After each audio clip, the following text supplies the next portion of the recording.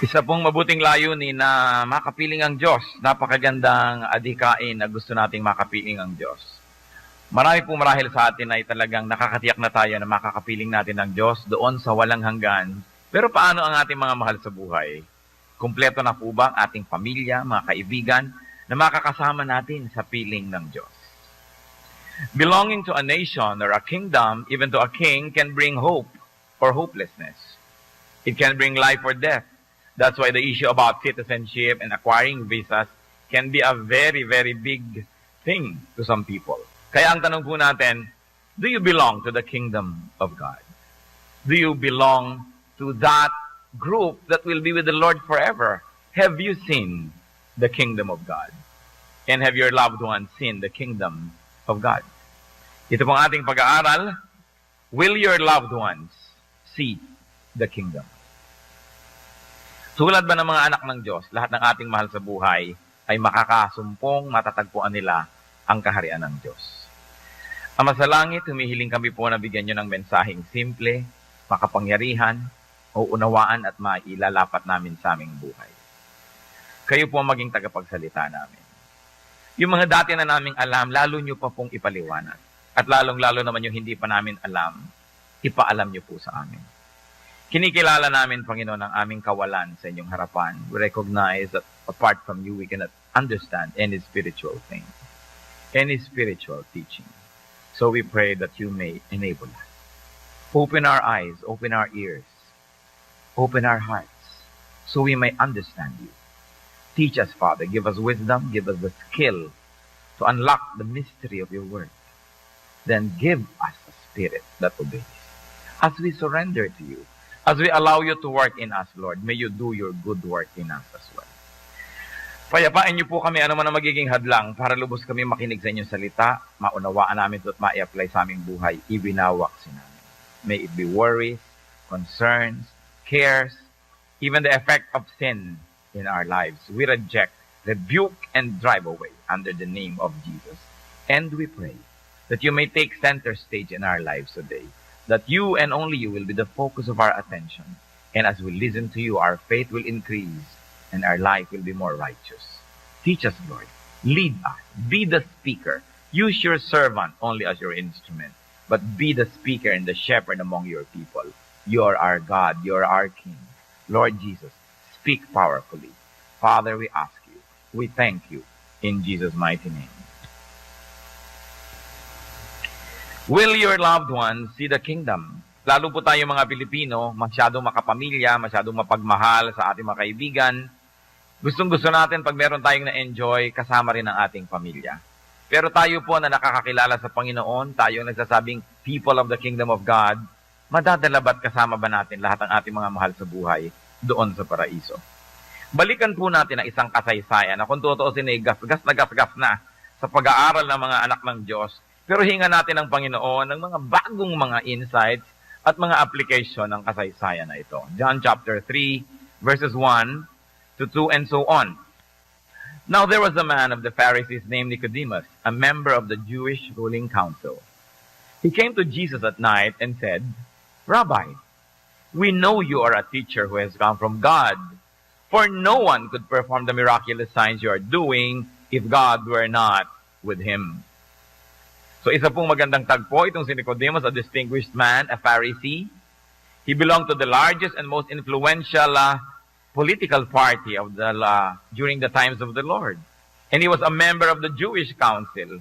It was the highest group presided over by the priest himself, the very high priest. So only very leading Pharisees could become members of the council. So kung Pharisee ka, kilala ka na sa lipunan, mataas ang iyong kalagayan, at among sa mga matataas na yon yung kinakapili-pili, yun naman ang magiging members of the Jewish council. And this was the situation of Nicodemus. At hindi naman madali para sa isang taong tulad yung tinitingala, kinikilala, na pupunta kay Jesus na sa tingin ng marami ay kolorum. Sa tingin ng marami isang impostor, hindi naman nag-aral sa Bible school. Hindi naman natapos ng theology. Hindi nakatapos ng matataas ng mga antas ng pag-aaral, kaya yung mga marurunong, mga mayayaman at mga nagyayaman-yaman at nagdudunong-dunungan, They will do everything not to be identified with Jesus because he was from among the masses, he was from the people, therefore baduy, bakya crowd. Ganon ang image. Then comes this very distinguished man to the Lord at night. And in all counts, he was a member of the elite, economic elite, religious elite, and political elite. So there was something worth looking into in Nicodemus. And it would be easy to suspect that he was a believer of the Lord. At the very least, willing to believe. Or already partially believing and would like to be convinced to believe fully. So he came to the Lord at night. Many possible reasons. One, that he was busy during the day. The Lord was busy during the day. So it was good to come at night so when both of them could concentrate on what they should talk about. May mga makakatipang mga utak na nag-iisip na gabi daw pumunta para hindi makita ng mga tao dahil nakakahiyang makita ng iba. Pwede rin. At pwede rin naman na talagang gusto niya may undivided attention na maibigay sa kanyang Panginoon. Tapos na yung mga ministries, wala nang dapat ipagmadali dahil ang susunod na lang na gagawin ay matutulog. He came to the Lord at night. And Nicodemus called Jesus Rabbi, meaning teacher. For somebody from high society to call a carpenter's son Rabbi means that meron na siyang pananalig. And he declared his belief, maybe initial belief, that Jesus is a teacher and definitely from God. Ang pinagbabasihan niya, miraculous signs. Kasi sila mga teacher din eh. May mga Sadducees, may mga Pharisees, may mga teachers of the law, may mga priests, mga turo naman na sila ng turo. Ang pinagkaiba nitong si Jesus sa taga-Nazaret, may mga kasamang himala ang kanyang mga pagtuturo. Kaya ang sabi nitong si Nicodemus, surely you are not just one of us. You're different. You must be from heaven because you accompany your great teachings with miraculous signs which we cannot do. Marami naman pong ganun eh, marunong, nagpaka-PhD, nagtapos sa maraming mga paaralan, ang runong, magaling magpag-explain, magaling mag-aral, pero wala namang himala na kasama ang kanyang mga gawain. Ang mga tinuturoang makasalanan, nananatiling makasalanan. Ang mga tinuturoang tamad, nananatiling tamad. Yung tinuturoan niya naman hindi espiritual, hindi pa rin espiritual. Dunong lang ng dunong, walang himala. So maaaring intellectual lamang yung power niya, pero hindi empowered by heaven itself. But this Jesus stood out. And Nicodemus knew that. Sabi niya, wala po makakagawa ng ginagawa niyo kung hindi siya galing sa langit. Hindi lang kayo nagtuturo, may kasamang himala, may bunga ang inyong mga pagtuturo. And what are the lessons that we can glean from this encounter? First, that those who already have some faith in Jesus should come closer. Na yung mga naniniwala sa Panginoon, dapat lumapit pang lalo. Siya naniniwala na, alam na niya from heaven, tinatawag na niyang teacher, pero hindi sapat yon, kailangang may laman pa siya. Pagka po tayo ay may nakitang isang maganda at mabuting bagay, dapat nating i-pursue. Dapat natin yan na hanapin at ituloy ang paglago natin doon. You know, some people know a little but do not pursue Jesus. Marami naman eh. Ang dami-dami pong tao kahit sa ating bansa, meron ka bang alam tungkol kay Jesus? Meron. Hindi ba siya ay ipinanganak na ganito? Sa sabsaban? Hindi ba siya ay naipako sa krus? Pero hanggang doon na lang. Our little knowledge of Jesus must encourage us to pursue so that we can know more, and knowing more, we can believe some more. Some people believe, but do not pursue the truth. Therefore, they are not able to believe enough. So we can learn from Nicodemus, who was already a Pharisee and a leader, but still humbled himself and tried to get closer. Then tuloy ang kanilang usapan, John chapter 3, verse 3. At sinabi ni Lord itong to be famous sentence na ito. In reply, Jesus declared, I tell you the truth. No one can see the kingdom of God unless he is born again. Akala ng iba yung pagiging born again ay bagong uso. Hindi, ang Panginoon mismo sa kanyang sariling labi lumabas ang mga pangungusap na ito na ang kailangan ng tao ipanganak na muli. Kailangan siyang magbalik loob. Kailangan siyang magbagong loob. Maging iba siya para niya makita, makilala ang kaharian ng Diyos. And he was very emphatic. I tell you the truth. Kung tatagalugin natin, sabi ni Lord, sa totoo lang, walang maliligtas kung hindi siya ipapanganak na muli. So you will never see the kingdom of God. And what is the kingdom of God? One meaning of the kingdom of God can be the actual heaven, the abode of God, the actual place. And yet another meaning of the kingdom of God, which many people miss, is the Spirit of God that characterizes and fills that actual place, which can be here now. So pag pinag-uusapan po yung kingdom of God, maaaring yun yung langit na ibababa, yung langit na mapa sa amin ng kaharian mo, the kingdom which is yet to come, the heaven, the new heaven which will be brought down to earth, na inaantay ng mga namatay na at pag naghari na si Jesus. Pero meron pa pong isang meaning ang kingdom of God, yung essence, yung wisdom, yung ways of God that we can feel and we can know now. Kaya sabi sa Luke 17:20-21, once having been asked by the Pharisees when the kingdom of God would come, ibig sabihin yung literal, physical na langit, yung kaharian ng Diyos, Jesus replied, the kingdom of God does not come with your careful observation, nor will people say, here it is, or there it is, because the kingdom of God is, church, within you. In other words, there is such a thing as a kingdom of God which is to come, but even now, if it's not here yet, the kingdom of God can have an advance party in your spirit. So kung ano yung kalagayan sa kingdom of God, peace, love, harmony, pwede nang maghari yun ngayon sa tao, pwede na mag-umpisa sa kanyang puso. The kingdom of God. Kaya kung minsan, pag sinasabi ni Lord, in fact, the kingdom of God has come, nagtataka yung mga iba, bakit wala pa yung mga anghel, wala pa yung mga trompeta, wala pa yung mga ulap? Ang sinasabi ni Lord, yung spiritual kingdom which is in the heart. So dalawang meanings of the kingdom of God. The two types, the kingdom that is to come, and the kingdom that is here and now, readily available if you're already spiritually attuned to Jesus. And the people of God had better distinguish between the two types of kingdom whenever it is mentioned in Scripture. Minsan nakakalito kasi bakit sinasabi ni Lord, now the kingdom has come, pero wala pa. Yung pala, sa puso, pwede na. Kahit wala pa yung langit, wala ka pa sa langit, narito ka pa sa lupa na mala-impyerno, pwedeng maging makalangit at halos ay malalangit ang iyong buhay mo. Kung naghahari na sa iyong puso si Kristo, ang kapayapaan, yung contentment, yung love, yung forgiveness, the kingdom has come to you. Although it's still something to come to other people. What else can we learn from the encounter?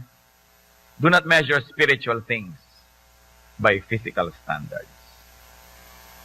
We've got to deconstruct our earthly knowledge and wisdom to accommodate spiritual truth.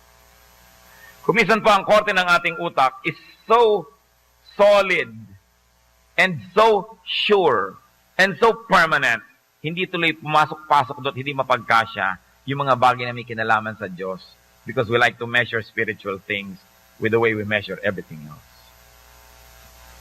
But the multi-layered meanings of what the Lord said could be, pag sinabi niyang no one can see the kingdom of God unless he is born again, is that no one will enter the actual place, the heaven, or no one will get into the state of spirituality and heavenliness that is yet to come unless he is born again. Dalawang bagay. At payagan niyo po ako maging paulit-ulit kasi play with words to eh. Kung hindi ka born again, hindi ka pupunta doon sa tunay na langit, physical langit, yung darating na langit. Or, kung hindi ka born again, hindi mo mararanasang magkaroon ng makalangit na isip at puso at buhay kahit narito ka pa sa lupa. No one will behold and understand the spirit and the principles of the kingdom unless he is born again. Para maunawaan natin ang mga pinagsasasabi ni Jesus, para maunawaan natin itinuturo niya, dapat ka munang ma-born again. Kasi kung hindi ka born again, you will never have the keys to understand, to open, with which to open these seemingly unopenable doors. So hindi pwedeng intellectual exercise lang yan. Sasabihin, diba, sige, ipaliwanag mo ng ipaliwanag yung, sa akin yung mga turo na yan para maniwala ako kay Jesus. Teka po, baligtad. Maniwala muna kayo. Ma-born again muna kayo para nyo maunawaan. Because unless you are born again, you cannot see the kingdom of God. You cannot either be saved or you cannot understand the concept of salvation. You cannot really fully comprehend it unless you are born again first. So huwag niyo po akong pagpaliwanagin at hahanapin niyo na darating ang puntong maniniwala kayo. Hindi pwedeng maunawaan ng utak lang ng tao ang bagay ng mga espiritual. Kailangan mo na siya maging espiritual para niya maunawaan So sabi ni Lord, kailangan mo born again ka muna para makita yung kingdom. Kaya may mga tao, o sige, ipaliwanag nyo sa akin yung turo ng mga pastor nyo na yan, at pagka ako'y nasiyahan, tsaka ako attend, tsaka ako maniniwala. Aba, hindi na ho kayo maniniwala kahit kailan. Kailangan mo nang ilagay nyo yung sarili doon sa linya, nadadaanan ng pagpapala, magkaroon ng pagbabago, yung mga walls in your mind, tanggalin nyo muna. You've got to be a new person, a new creation, a born-again person, so you can begin to understand. And no one will know Jesus as the Son of God unless he is born again. Kaya mga hindi makaunawa tungkol sa mga ganyang bagay, hindi maunawaan kasi isip ng isip. Kailangan mo nang tanggapin si Jesus. Humingi tayo ng bagong espiritu, bagong puso, at saka tayo mag-aral. Kasunod, magkakaroon tayo ng capacity to understand. And of course, technically, no one will be saved unless he is born again. And in a spiritual way, no one will understand Jesus and heavenly ideas unless he is born again. So itong si Nicodemus, interesting. Born again na kaya siya nung hinarap niya si Jesus? Kasi bakit niya tinawag na Rabbi? Bakit niya tinawag na you must be from heaven? May nauunawaan na siya na hindi mauunawaan ng iba kung hindi sila spiritually attuned to the Lord. Could Nicodemus be already born again? Or could he be in the process of being born again because he already had an initial understanding of Jesus, of the kingdom of God, and of the kingdom of heaven. And now he was there wanting to know more so he can be fully cognizant of who Jesus was, and therefore he could fully accept him by faith.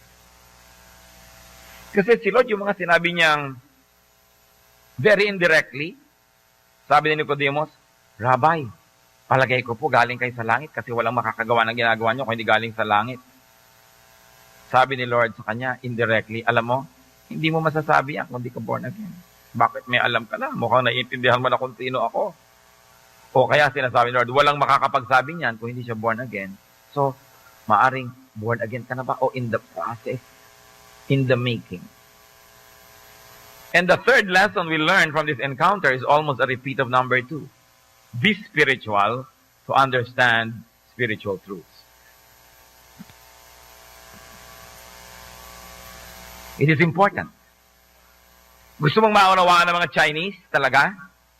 Speak the language. Then you'll understand. You want to understand the Filipinos?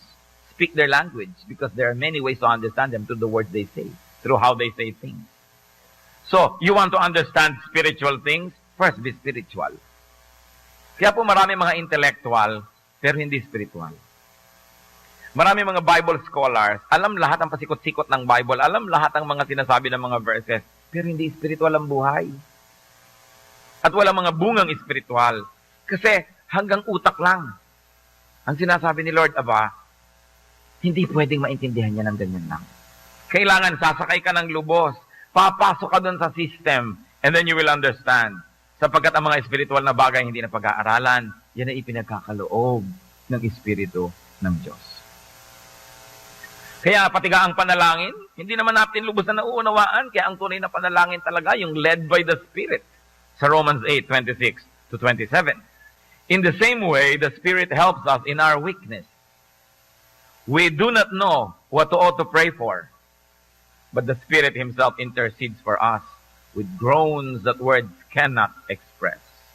And He who searches our hearts knows the mind of the Spirit, because the Spirit intercedes for the saints in accordance with God's will. Maraming possible readings ito. Isa sa mga yan, hindi mo naman alam talaga kung anong dapat mo ipag-pray eh. Dahil hindi po ba sinasabi, if you pray according to God's will, He hears. Therefore, true and effective prayer is that which is done in accordance with God's will. Question, do you know God's will? No. We have an idea, a general idea of what God wants to happen, pero yung specific will. Ang papakasalan mo ba si Antonio o si Rico o si Dalmasio? You don't know, wala sa Bible eh. You don't know what the perfect will of God for you is. Ang gagawin mo bang negosyo ay magtatayo ka ng palaisdaan o ng scrap shop o magtatayo ka ng computer store? You don't know. And when you pray, how do you now pray powerfully? Sabi, the Spirit helps you. Sinasabi sa'yo ng Holy Spirit, itong ipag-pray mo, ito ang will ng Father.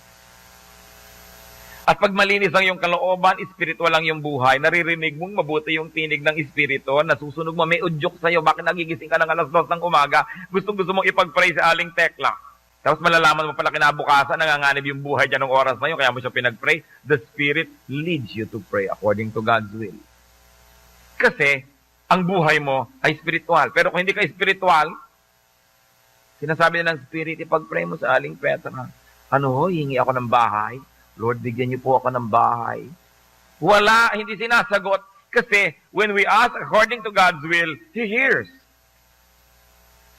That's why the work of the Spirit is so important. The Spirit reveals to us what we cannot know by our knowledge alone. So sabi, the Spirit helps us in our weakness. We do not know what we ought to pray for, but the Spirit Himself intercedes for us with groans and words that words cannot express. So if the Spirit works that way in our prayer life, the Spirit can work that way in understanding the Bible, in understanding Jesus, in understanding the kingdom of God. So para maunawaan, maging spiritual ka muna, maging born again ka muna. Itatwa mo muna, ihingi ng tawad, talikuran na yung mga kasalanan, tanggapin mo si Jesus. At pag nandun ka na sa pwesto na pwedeng daluyan ng pagpapala, dun mo ngayon mauunawaan because now you have a relationship with the Holy Spirit. You are now the temple of the Holy Spirit. You understand things that many people cannot understand because the Spirit intercedes with sighs and moans that words cannot express. Kaya magtataka po tayo, ba't binabasa natin yung Biblia, nabura na kababasa natin, wala kang makitang kahulugan. And here comes somebody receiving revelations from the Spirit of God and tells you, eto ang nakita ko dyan sa verses na yan.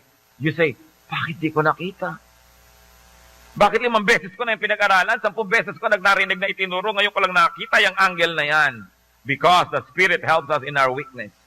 We don't even know what to look for. We don't know what to study. We don't know what to understand. But the Spirit intercedes for us with groans that words cannot express. That's why in the work of the Lord, in our spirituality, the work of the Holy Spirit is everything. At sino naman ang binabarkada ng Holy Spirit? Sino ang tinuturuan ng Holy Spirit? Yung pinapaturuan ng Ama. At hindi lang yon, yung nabubuhay ayon sa kagustuhan ng Espiritu. Kaya mahalaga sa prayer life yung holiness, yung righteousness.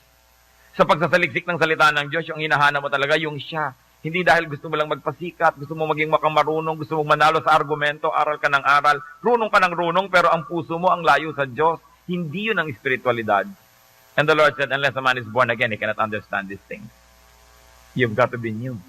So you will be ready to receive new things. Sabi niya, yan bang mga alak ay sinasalin mo, bagong alak, isasalin mo sa mga lumang mga lalagyan? No, bagong lalagyan para hindi sumabog. Malinis na tubig, ilalagay mo sa maruming lalagyan? No, dapat bagong lalagyan din, bagong tubig. Bagong knowledge, bagong spirit, bagong work. That's why you must be born again. Religion will not do. Religiosity will not be enough. You've got to have a new spirit. So tuloy ang usapan nila sa John chapter 3, verse 4 this time. Sabi ni Lord, you must be born again. How can a man be born when he is old? Nicodemus asked. Surely he cannot enter a second time into his mother's womb and be born. May pinanggagalingan itong Nicodemus na ito. Sa kanila po kasi yung phrase na yan, yung meaning ng born again is mga Gentile na naging Jew. Tumanggap sila ng salita ng Diyos, naging Jew. Na born again, yun ang tanggap nila dyan sa word na yan. So sabi ni Nicodemus, Jew naman ako, Jew na ako dati, paano pa ako mababorn again? Magja-Gentile ba muna ako para maging Jew ako uli? O paano ba yan? Ipapanganak ba ako uli na ibang tao para iluwal na naman ako para maging iba? You know, it was a direct question, a very provocative statement that sought an answer and a response. So, ang learning natin dito na naman, ask to learn. Nicodemus asked to learn, not to challenge. He was subordinating himself to Jesus. He was asking for siguro to confirm what he already previously thinks to be so, or he's really searching for new answers. And he might be willing to replace his old mindset with a new answer that he might understand from the Lord. Sabi niya, how can a man be born when he is old? There are many readings. Jew na ako, paano pa ako magiging Gentile para lang mag-convert para maging Jew? Pwede pa bang mangyari yun? O pwede rin niyang sabihin, literally, paano mababorn again ang isang tao kung matanda na siya? Papasok pa ba siya sa sinapupunan ng kanyang ina para siya ipanganak na muli? But surely that is not the main reason he was saying these things. Kasi pareho naman silang matalinong tao, bakit sila mag-uusap sa napakababang antas? So surely these are symbolisms. Then John 3, 5-8. Jesus answered, I tell you the truth. No one can enter the kingdom of God unless he is born of water and spirit. Now the plot thickens. Nagkaroon pa ng water and spirit. Flesh gives birth to flesh, but the spirit gives birth to spirit. You should not be surprised at my saying, you must be born again. The wind blows wherever it pleases. You hear its sound, but you cannot tell where it comes from or where it is going. So it is with everyone born of the Spirit. Parang lalong kailangan ng maraming katalinuhan at pagpapala para maunawaan ang pinag-uusapan ng dalawang ito. So the Lord engaged Nicodemus, and the Lord answered the question. And he elaborated, to enter the kingdom of God is to be born again. And to be born again is to be born of water and spirit. Sabi pa ni Lord, flesh gives birth to flesh. Spirit gives birth to spirit. In other words, the Lord was saying, you want to enter the kingdom of God, hindi pwedeng worldly ang usapan natin. Kailangan spiritual. So huwag mong gamitin ang mga worldly reasoning mo. Kailangan maintindihan mo ito from a spiritual level. Kasi kung worldly ang reasoning mo, ang magiging bunga lang yan, puro worldliness. Hindi ka makakaakyat sa kingdom of God. So ibahin natin ang takbo ng usapan, ibahin natin ang rules of the game, ibahin natin ang logic. Kailangan spiritual. Because the kingdom of God is not of flesh. It is a spiritual one. Because of that, the way to it, the way to understanding it, is not by knowledge, not by flesh, but by the Spirit. Meaning being spiritual. Therefore, kailangan ng tao spiritually reborn. Everyone born of the Spirit, everyone spiritually reborn, sabi ni Lord, is like the wind. You cannot see it, but you know it is there. So, pagka daw ang isang tao na born again, ang kanyang espiritu, ang kanyang lahat-lahat, may nalalaman na hindi mo maipaliwanag. Alam mo nandyan, pero hindi mo alam kung saan galing, saan pupunta. Pero alam mong nandyan. And it is only discerned from the heart. So another lesson we can learn is that the way to God's kingdom is a spiritual one. Not intellectual only, not physical and material only, but a spiritual one. Ano pong ibig sabihin nun? I like to go to God's kingdom. Hindi pwedeng daanin ko lang to sa patalinuhan, sa mga argumento. Kailangang maranasan ko ang Diyos sa espiritual, malalim, at personal na paraan. Nalilito ba kayo? Kakalito, di ba? Hindi kayo nag-iisa. Dahil sabi ni Nicodemus sa John 3:9, how can this be? Nicodemus asked, para ano ba itong tinatakbo ng usapan natin? Pakipaliwanag nyo nga. So another question. And Nicodemus knew his place. He was the seeker. He was the student. Kaya pinaalala ni Lord, John 3:10-15. Tuloy natin ang basa. At kung may nalilito sa inyo, huwag mo na kayong susuko. Hang on and ask God, Lord, reveal to me. Sabi ni Lord, you are Israel's teacher and you do not understand this thing. I tell you the truth. We speak of what we know, and we testify to what we have seen. But still you people do not accept our testimony. I have spoken to you of earthly things, and you do not believe.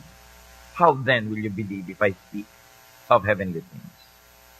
No one has ever gone into heaven, except the one who came from heaven, the Son of Man. Just as Moses lifted up the snake in the desert, dumami na naman ng karakter, nagka-snake pa. So the Son of Man must be lifted up, that everyone who believes in Him may have eternal life. Hindi po madaling pag-aralan tong John 3. Maraming level ang pag-uusap nila, kumbaga sa kakanin, sapin-sapin. Iba-ibang mga layer. Kaya kung nasan kang layer, yun lang ang kaya mo maintindihan. Kung marami ang spectrum mo, mas marami kang kayang maintindihan at hindi naman naiintindihan to in one sitting only because these are very noble and profound spiritual things. So there was more discourse, stressing the difficulty of man in understanding spiritual truths. Sabi ni Lord, di ba teacher ka?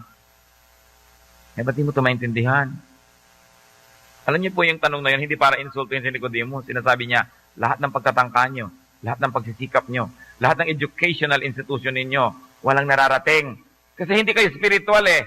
Puro lang kayo intellectual, puro lang kayo parunungan. Walang mararating yan. Sabi niya, spiritual things can only be understood by spiritual people because spiritual things can never be learned. They are only revealed by the Spirit of God.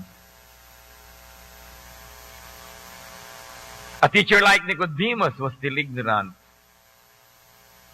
And a teacher like Jesus, despite the miraculous signs, was still misunderstood, doubted, and rejected. Sabi niya, kung pinag-uusapan natin, mababang antas, hindi natin tayo magkaintindihan, tataasan pa ba natin? Ikaw na nagsasabi, naniniwala ka, I am from God. Nakikita mo yung mga miracle. Yung pala, bakit hindi kayo maniwala ng lubos? Bakit hindi nyo tanggapin ng buong buo? Kung hindi nyo man naiintindihan, for the sake that you recognize that I am from heaven, then by faith, understand and try to believe and accept what I'm saying. People are trying to make everything enter through their mind. Para kayong merong pagkalaki-laking kama, hindi maipasok sa bahay nyo kasi ang kipot ng pinto. Ganun ang ginagawa ng maraming tao. Understanding spiritual things, sa kakiputan ng utak nila.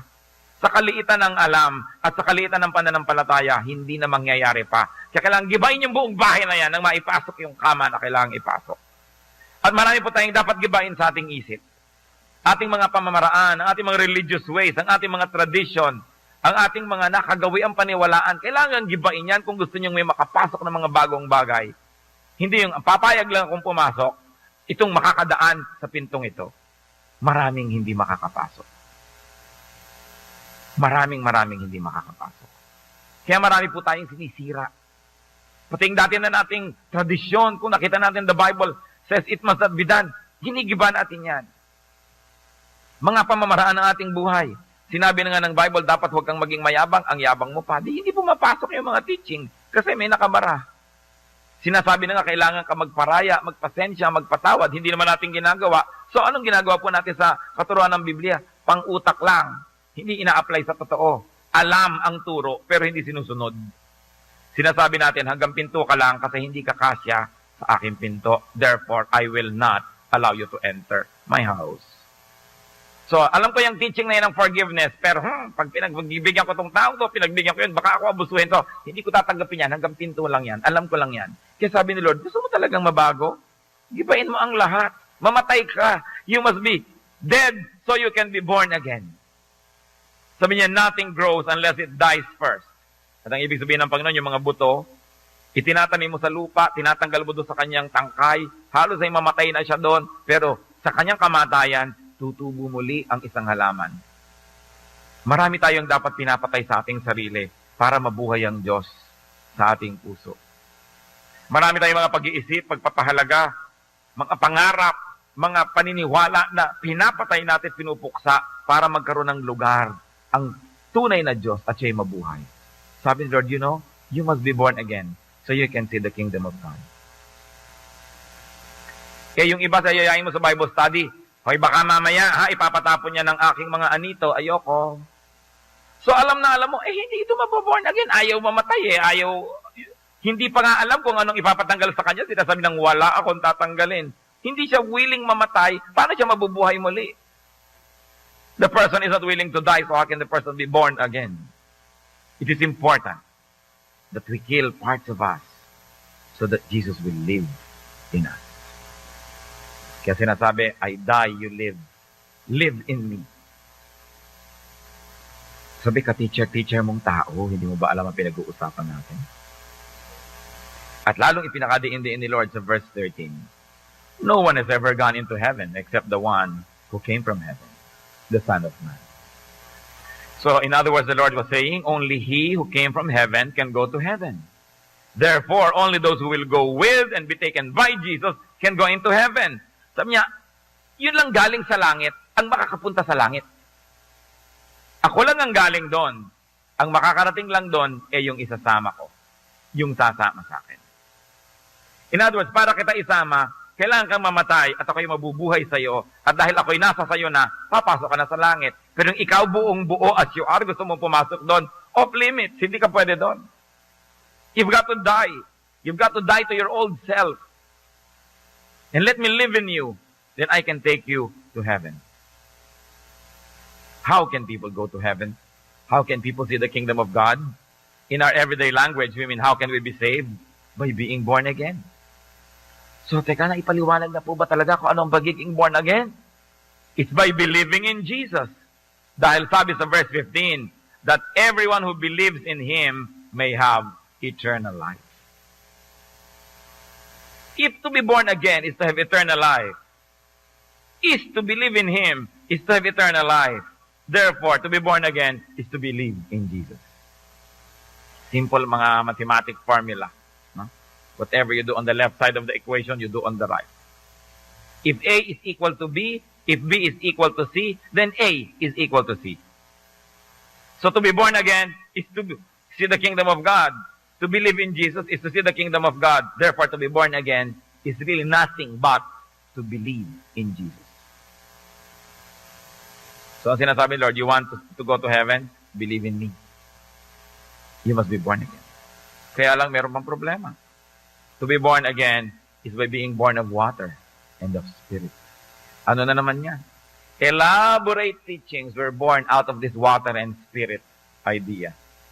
What does it mean? What can it possibly mean to be born of water? Water kasi, what do you think of water? Whenever you think water, can you think baptism? To be born of water ba is equal to baptism? Because baptism is equal to repentance, and repentance is equal to cleansing. Therefore, to be born of water, sinasabi lang ni Lord, you must be born of water. In other words, kailangan ka ma-cleanse. How? Kailangan ka mag-repent. Anong symbol ng repentance? Baptism. That's why baptism is always part of an important ritual. Hebrews 9:22. In fact, the law requires that nearly everything be cleansed with blood, and without the shedding of blood, there is no forgiveness. If going to be heaven means being forgiven first, how can I be forgiven? By the shed blood of Jesus. And how can I be cleansed by the shed of blood of Jesus? By believing in Him. And what is the symbol of that? Repentance, baptism. Acts 2:38, Peter replied, repent and be baptized, every one of you, in the name of Jesus Christ, for the forgiveness of sins, and you will receive the gift of the Holy Spirit. So could it mean that to be born of water is to be baptized, meaning really to repent, meaning really to be cleansed? Remember, baptism is just a ritual, it doesn't save. But if it means an inner truth that you have repented and been cleansed, then it becomes important. And then sabi, you must be born of spirit. Could it be equal to being forgiven, being renewed, and being given a new spirit? Sabi sa 1 Corinthians 6:11, referring to former sinners who have become believers, that is what some of you were, meaning you were sinners. But you were washed, you were sanctified, you were justified in the name of the Lord Jesus Christ, and by the Spirit of our God. At sa Ezekiel 11:9, I will give them an undivided heart, and put a new spirit in them. I will remove from them their heart of stone, and give them a heart of flesh. So we go back to the original question, how does one see, how does one enter the kingdom of God? The answer of the Lord, be born again. What can it mean? Be born of water, meaning repent. Be born of spirit, meaning be renewed. And believe in Jesus as from heaven, as the Son of God, as Savior, as Lord. And only Jesus is Savior. Kaya yung ating pong binasa John 3:13, no one has ever gone into heaven except the one who came from heaven, the Son of Man. You want to go to heaven? You want to see the kingdom of God? Only Jesus can take you there because only Jesus came from heaven. Lahat po ng ating mga kapwa-tao, no matter what religious stature, they achieve or religion gives to them, they are from the earth. Kasi tao lang sila. And while Jesus is human, Jesus is divine as well. Hindi tayo kayang iligtas ng kapwa-tao lang. Hindi ka pwedeng tumawag sa kapwa-tao lang. Hindi ka pwedeng magdasal sa kapwa-tao lang. Kahit na nabuhay na siya at namatay ilang libong taon na ang nakalipas o several hundreds of years. At siya ay dumaan sa mga ritual-ritual na binigyan siya ng kung ano-ano mga religious title. Tao pa rin yun. Only he who came from heaven can go back to heaven. And therefore, only those who will cling to this one who came from heaven can go to heaven. Kaya sabi sa John 14:6 ni Lord, Jesus answered, I am the way, and the truth, and the life. No one comes to the Father except through me. How can you go to the Father through someone else? Eh si Lord lang yung from the Father. Siya lang ang pwede mong daanan to the Father. Kaya meron naman mga iba, ini-ignore nila si Jesus. They go directly down to the Father. How can the Father receive you? There is no common denominator. The Father is divine, you are human. Walang transformer. Hindi ba yung 220 gagawin mong 110, yung 110 gagawin mong 220, nandun ka sa gitna. Walang transformer. Pupunta ka diretso sa Father, divine siya, sacred and holy. You are a sinful person. How can you have any connection? But here is Jesus, connecting to the divine, the Father, and the human in Him, connecting to the human in us. And when we pass through Him, when we believe in Him, when we accept Him as Savior and Lord, all our sins are forgiven because of Him. All our sins are absorbed by Him. So dadaan tayo at nasasala sa Kanya. Paglampas sa Kanya, pwede na tayong pumunta sa Father. Kaya sabi ni Lord, I am the way, the truth, and the life. No one comes to the Father except through me. 110 kang equipment, 220 ang kuryente, diretso ka, di sumabog ka. Kailangan mo ng transformer. Si Lord sabi, sige, kukonect ako sa 220, kay 110 through me, magkakasundo kayo. Kaya sabi sa Acts 4:12, salvation is found in no one else. For there is no other name under heaven given to men by which we must be saved. At sinasabi, we have peace with God through our Lord Jesus Christ. Dumaan tayo sa Kanya, nasala niya tayo, yung lahat ng kasalanan natin, inako niya, paglampas natin sa Kanya, holy na tayo, ang tawag sa atin, saint, holy. Pwede ka na ngayong dumiretso sa Father. Diretso ka mag-isa without Christ, you will never be accepted.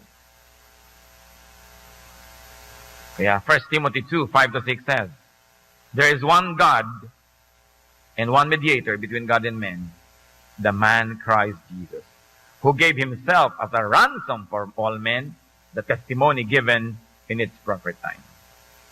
And John 3:16-18, kasunod ng ating mga binasa. For God so loved the world that He gave His one and only Son, that whoever believes in Him shall not perish, but have eternal life. For God did not send His Son into the world to condemn the world, but to save the world through Him. Whoever believes in Him is not condemned, therefore going to heaven, therefore born again, di ba?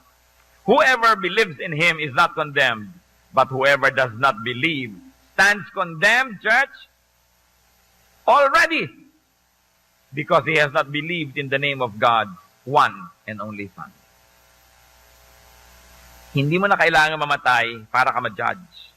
Kung sa paninindigan mo ngayon, hindi ka naniniwala kay Jesus bilang anak ng Diyos, bilang tagapagligtas, condemned ka na. At dahil condemned ka na, paano ka ngayon maliligtas? This life is already destroyed. This life is already marked for hell. You must die and be born again. Kaya dapat kang magsisi ng mga kasalanan, paligtas kay Jesus, o bura ka na, then may bago ka ng buhay, you're already in the Lord. Then you can go to the kingdom of God. Kaya ang sabi sa 2 Corinthians 5:17, if anyone is in Christ, he is a new creation. The old is gone. The new has come. The old cannot enter the kingdom of God. It's too damaged. You've got to be new. And how does that happen? Lord, ito po ang inyong kabanalan. Ito po ang aking mga kasalanan, inyo na. Paparusahan po ako. Pwede bang kayo na pumunta kayo sa cross? Mamatay kayo para sa akin. Ginawa niya lahat so that through Christ, we can enter the kingdom of God. Kaya sinasabi niya, look, the Lamb of God that takes away the sins of the world. Kasi po sa mga seremonya sa Israel nung araw, yung lamb, ceremonially, pag inilagay sa gitna, inililipat sa kanya ang kasalanan ng lahat ng mga tao. At pag nasa kanya na, papatayin siya ngayon, therefore, bayad na ang kasalanan. Kaya si Jesus, inilipat sa kanya lahat ng kasalanan natin at namatay siya.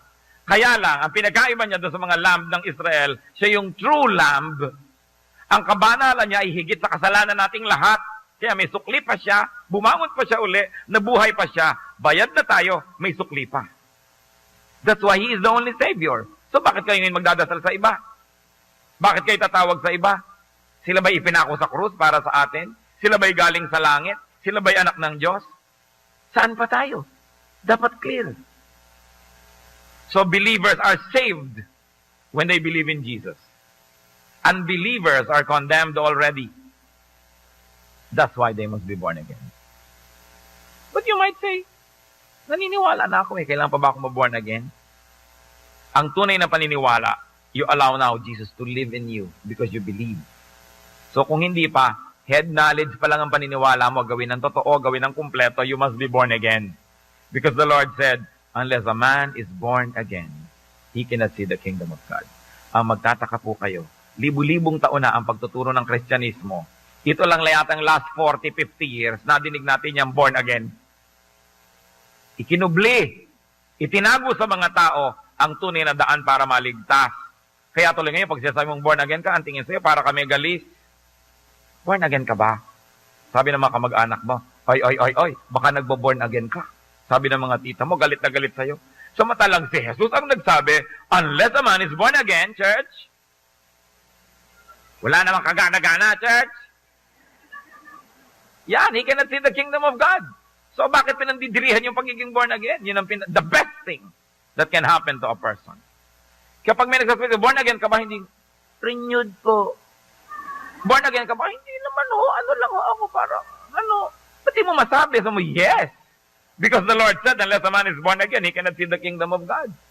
Hindi parang itinatago mong mayroon kang ketong dahil born again ka. Because religion is not only trivialized, but nearly criminalized being born again. Kasi bakit? Nawala yung ritual, nawala yung mga debosyon, nawala yung mga by works. Kasi by faith ang kaligtasan, diretso sa gawa ni Kristo. Kaya nakakapagpalaya, you are released from ignorance, you are released from bondage, you are released from many wrong-headed and oppressive religious teachings. Kaya ikinukubli yan. Pero ang mahalaga is to be born again.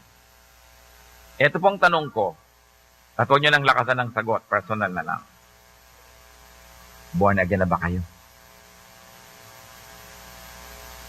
Sino may mga born again dito? Pwede bang pumalakpak sa Diyos? Dapat kasali ako. Amen. Praise God. Etong tanong. Ang mga kamag-anak nyo, will your loved ones see the kingdom? Sabi ni Lord, unless a man is born again, he cannot see the kingdom of God. Ang nanay nyo. Kung ko ang nanay ko, mahirap kausap yan. Hinahawakan ng palo-palo at binabanggit ko ang pagiging born again. Ibig nyo sabihin, hahayaan nyo na siya, balato nyo na kay taning ang nanay nyo. Para lang siya huwag magalit o maggalit-galitan, di bali na. Paano ang anak nyo? Manugang nyo? Biyenan nyo? Ay, biyenan ko, hindi bali na, huwag na lang. Hindi! Kailangan lalo, dahil talagang kung tunay kang born again, love your enemies. Hindi mo naman enemy talaga yung biyanan mo, kung minsan lang may misunderstanding kayo. So, lalo na nating dapat mahalin. At isang malaking test yan kung talaga kang anak ng Diyos. Lahat ng tao gusto mo masave. Kailangan tayo mag-born again. Because those who are born again, those who truly believe in Jesus, will be saved. You must do something now.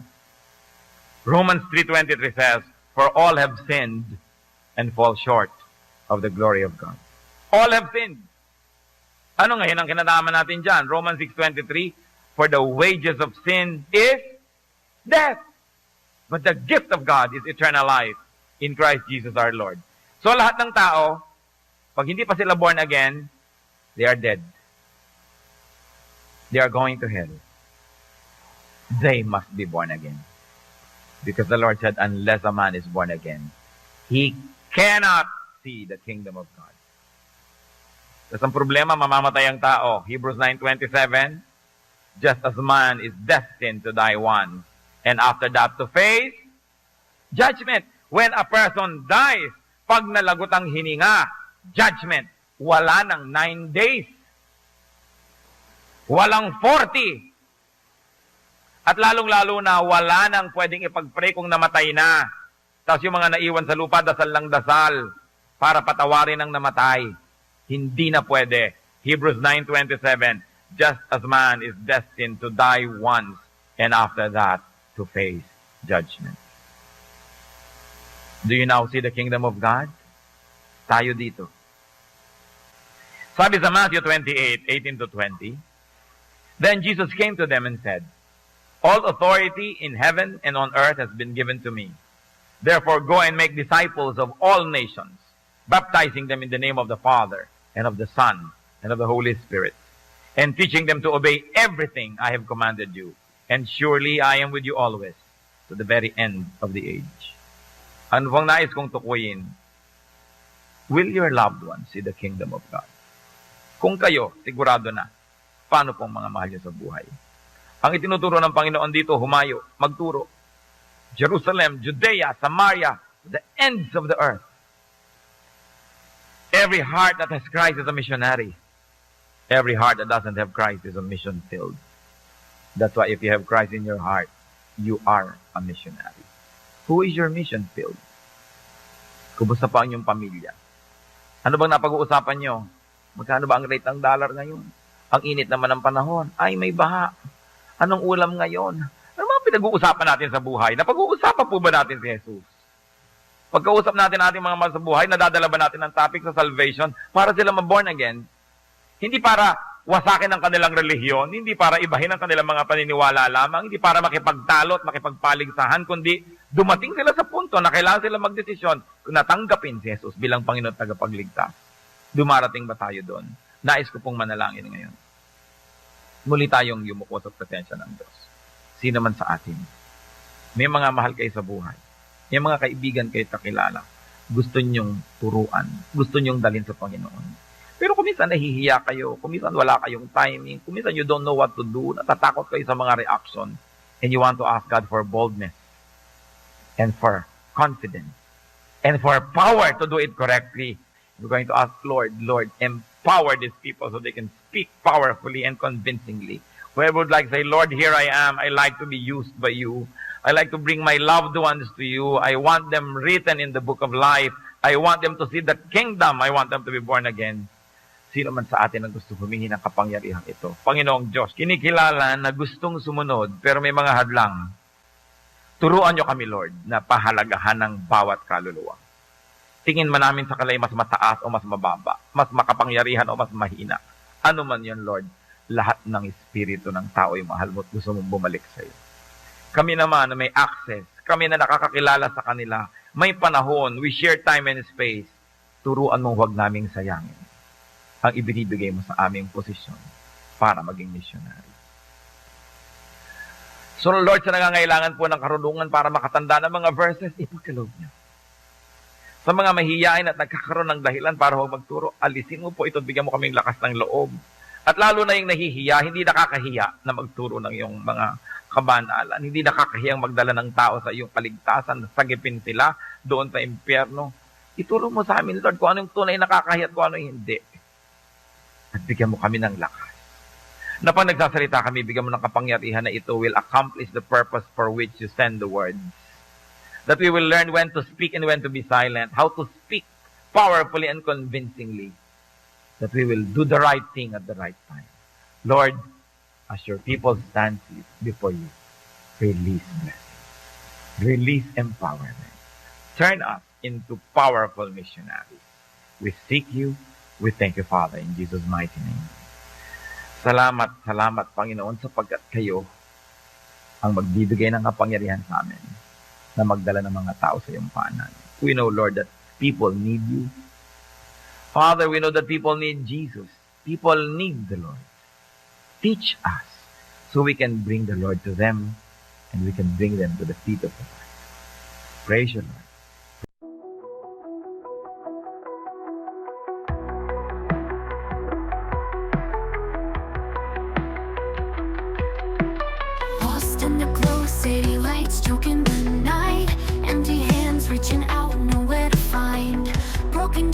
like shards beneath our feet. Echoes of whispers, no soul can meet. Eyes wide open, can't see through the haze. Neon signs flicker, stories of our days. Concrete jungle tangled in my mind, searching for reasons, but reasons blind. We dance with ghost shadows beneath neon, anchored to the past, future already gone. Can't escape the pull, dark thoughts intertwined. Melodies fade out in the silence we find.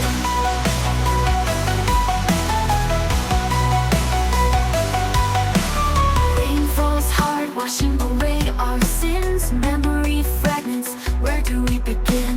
Lost connections, voices faintly call. Caught in the current, fearing the fall. Haunted beats pulse through shattered cries.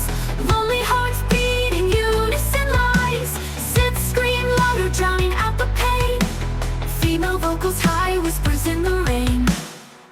We dance with ghost shadows beneath neon, anchored to the past, future already gone. Can't escape the pull, dark thoughts intertwined. Melodies fade out in the silence we find.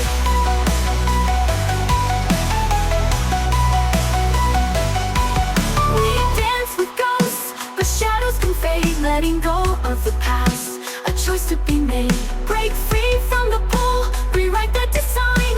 Melodies rise up, a new strength we find.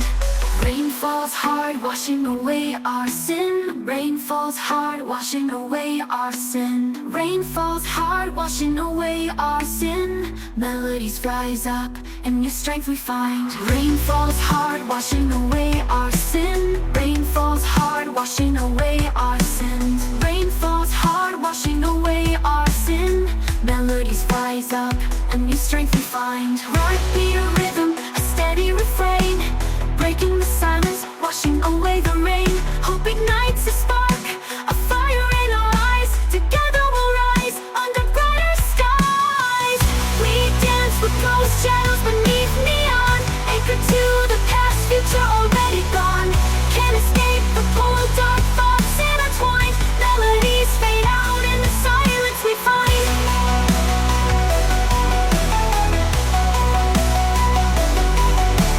Sunrise paints the building streaks of gold, a chance to break free, a story untold.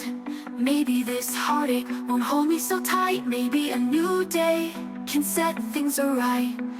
Haunted beats pulse through the steady refrain. Letting go of the past, a choice to be made. Break free from the pull, rewrite the design. Melodies rise up, a new strength we find. No longer lost in the city's cold embrace. We'll find our way, a brand new space. With hearts open wide, we'll face the unknown. We're not alone, we're never alone.